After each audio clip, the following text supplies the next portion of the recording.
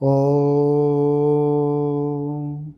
वक्रतुंड महाकाय कोटिसूर्य समप्रभ निर्विघ्नं कुरु मे देव सर्वकार्येषु सर्वदा।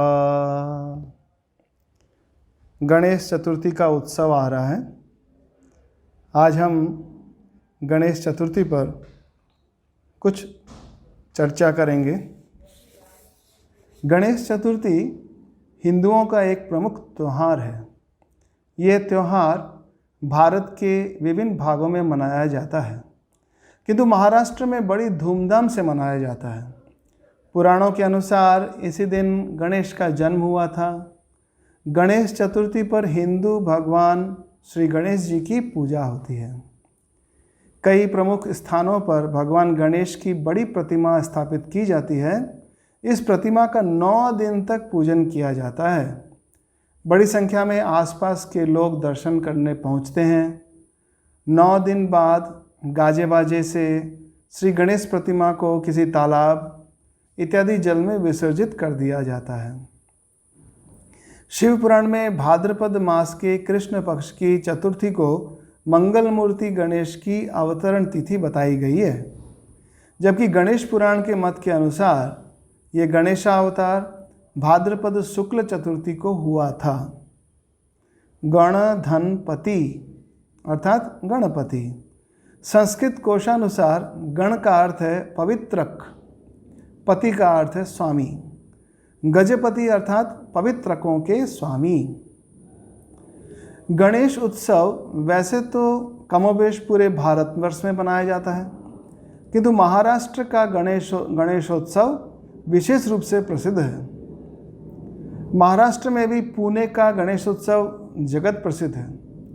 यह उत्सव हिंदू पंचांग के अनुसार भाद्रपद मास की चतुर्थी से चतुर्दशी अर्थात 4 तारीख से 14 तारीख तक 10 दिन तक चलता है।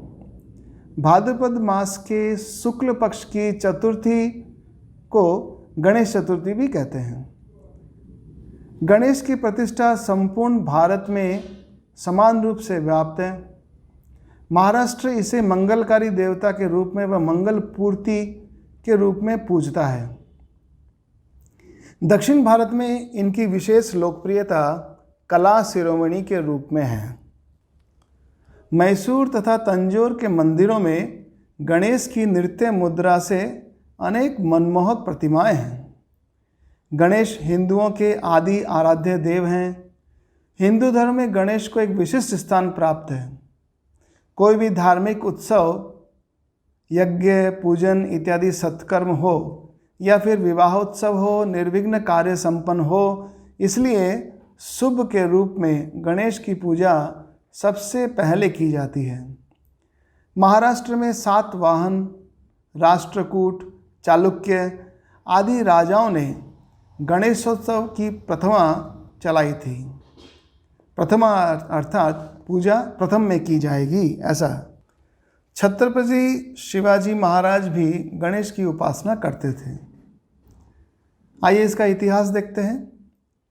पेशवाओं ने गणेशोत्सव को बढ़ावा दिया। कहते हैं कि पुणे में कस्बा गणपति नाम से प्रसिद्ध गणपति की स्थापना शिवाजी महाराज की मां जीजाबाई ने की थी।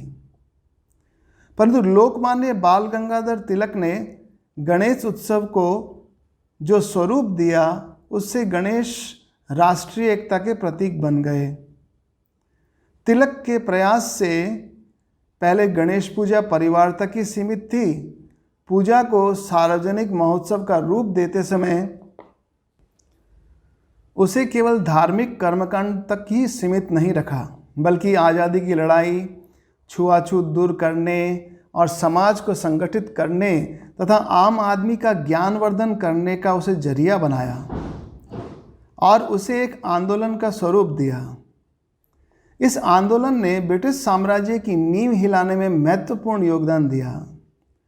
लोकमान्य बाल गंगाधर तिलक ने सन 1893 में गणेश उत्सव का जो सार्वजनिक पौधारोपण किया, वह अब विराट वट वृक्ष का रूप ले चुका है।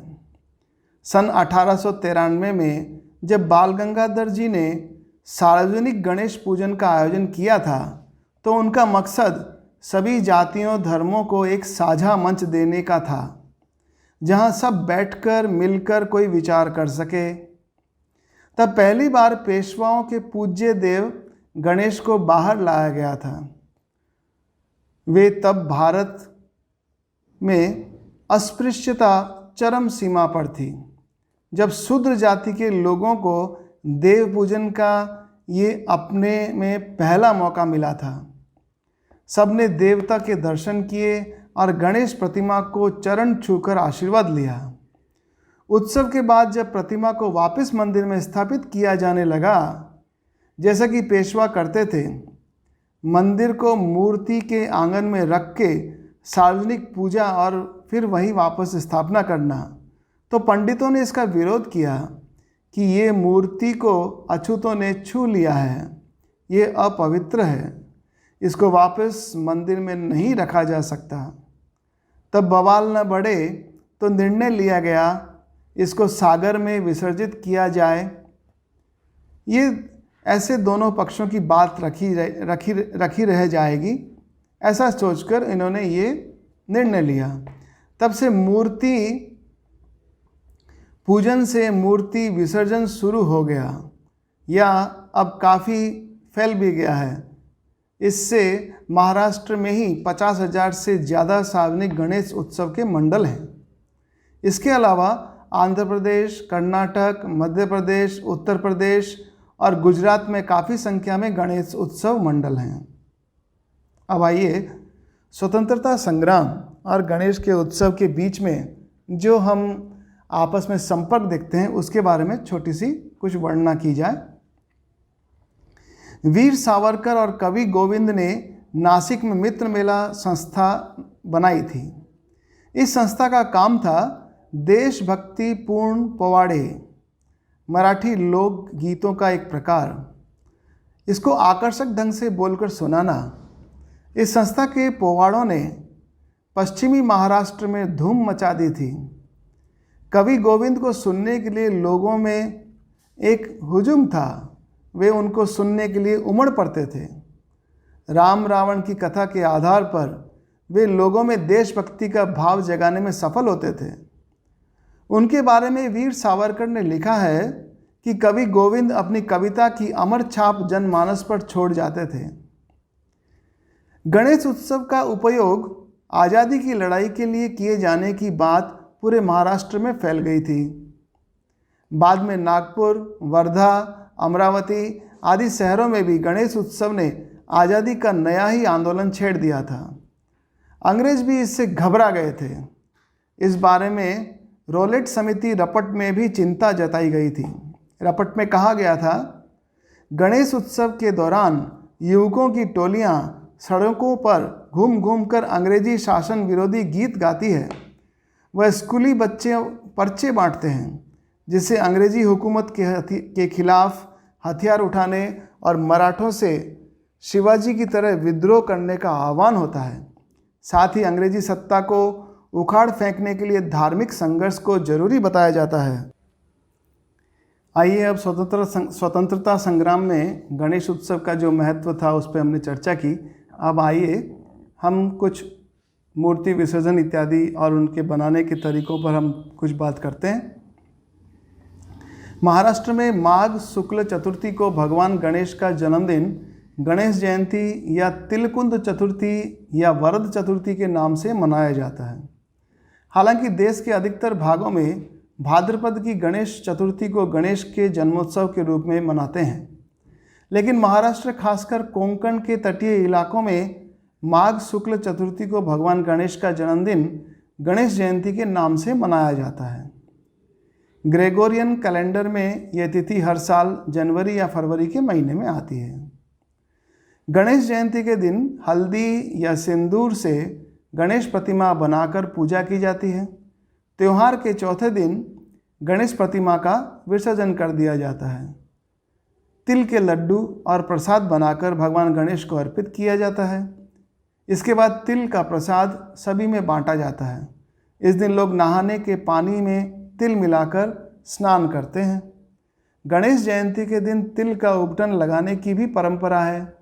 कई लोग दिन भर व्रत रखते हैं और शाम के समय घर में कई तरह के पकवान बनाए जाते हैं। गणेश जयंती के दिन चंद्र दर्शन करना वर्जित है। नंदी ने सनत कुमार ऋषियों को सुनाई हुई पौराणिक कथा के अनुसार भगवान श्री कृष्ण ने माघ शुक्ल चतुर्थी को चंद्रमा के दर्शन किए थे।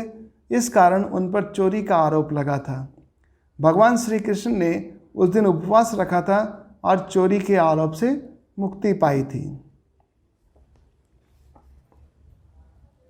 गणेश जयंती के दिन लोग मंदिर जाकर बाप्पा से आशीर्वाद लेते हैं।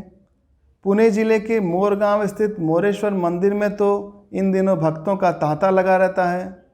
इस मंदिर को अष्टविनायक मंदिरों में प्रथम माना जाता है। यहाँ इस दिन भगवान गणेश ने मयूर पर सवार होकर कमलासुर नामक दैत्य का वध किया था, इसलिए उन्हें मयूरेश्वर या मोरेश्वर कहा जाता है। इन सब बातों के अलावा हम श्री गणेश के बारे में ये अवश्य ही जानते हैं कि महाभारत लेखन में श्री गणेश जी का विशेष योगदान रहा है, क्योंकि जब वेद व्यास जी को कोई लेखन कार्य के लिए ऐसा कोई एक सुयोग्य पंडित व्यक्ति नहीं मिल रहा था, तो गणेश जी ऐसे थे जिन्होंने इस भार को वहन किया। और हम जानते हैं कि उन्होंने ये भी कहा था कि जहाँ मेरी लेखनी रुक जाएगी वहीं मैं इस कार्य को लिखना बंद कर दूंगा।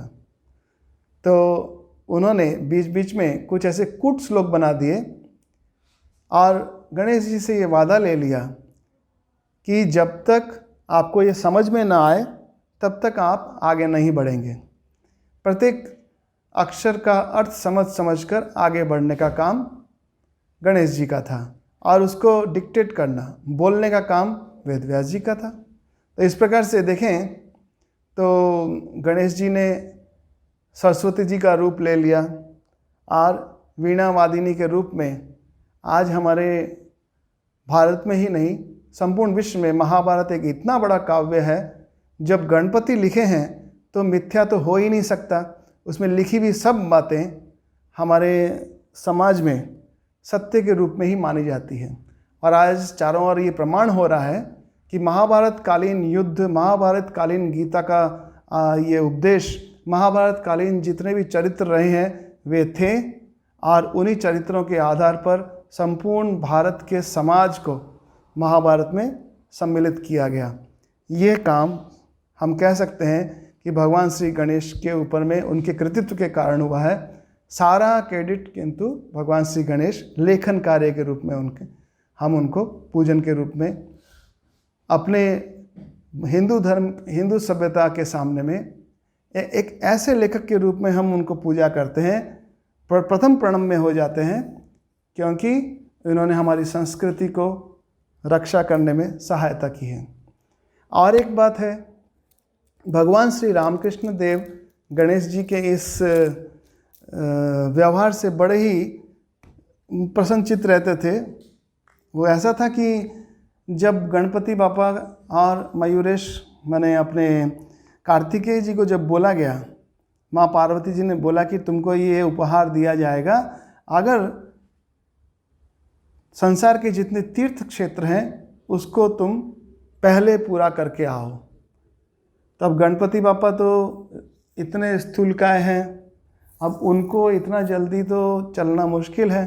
और हमारे कार्तिकेय जी जो मयूर पे बैठे हैं वे तो तीव्र गति से, द्रुत गति से बहुत जल्दी से सभी तीर्थ स्थानों का दर्शन करके चले आएंगे। ऐसा सोच करके वो तो निकल गए। और गणपति बापा उन्होंने क्या किया, भगवान शिव और पास में बैठे माता पार्वती, इन्हीं की परिक्रमा कर डाली धीरे धीरे और सामने आकर के उनको प्रणाम करते हैं और माँ उनको वो जो हार है उस हार को उन्हें भेंट कर देती है। कार्तिकेय आके देखते हैं कि ये तो पहले से ही हमारे दादा गणपति बप्पा हार लेके बैठे हैं, ऐसा क्या, ये तो चलने में भी इतना धीरे धीरे चलता है और ये इतना जल्दी कैसे सारी की सारी परिक्रमाएं कम पूरी करके आएगा। तो उन्होंने देखा, माता ने कहा कि इसने तो मात्र हम दोनों को ही परिक्रमा की और बोलता है सारे तीर्थ यहीं पर हैं। और सच बात ये देखने में आती है कि माता पिता में, उनकी सेवा में जो तीर्थ है, उससे बड़ा तीर्थ और कोई भी मंदिर नहीं हो सकता, और कोई भी ऐसा स्थान नहीं हो सकता जहाँ पे जिनके चरणों से गंगा बहे। ये माता पिता के चरणों से जो गंगा वाहिनी जो हो रही है, उसी के आशीर्वाद से गणपति बाप्पा आज प्रथम पूज्य हैं। और भी बहुत सारी किंवदंतियाँ हैं भगवान गणेश के लिए, कि तो ये जो है श्री रामकृष्ण देव बहुत उसे पसंद करते थे। आइए आज के इस शुभ दिन हम गणपति बाप्पा को अपना प्रणाम करते हैं। वक्रतुंड महाकाय कोटि सूर्य समप्रभ निर्विघ्नं कुरु मे देव सर्वकार्येषु सर्वदा। ओम शांति शांति शांति। हरि ओम तत्सत्। श्री राम कृष्णार्पणमस्तु।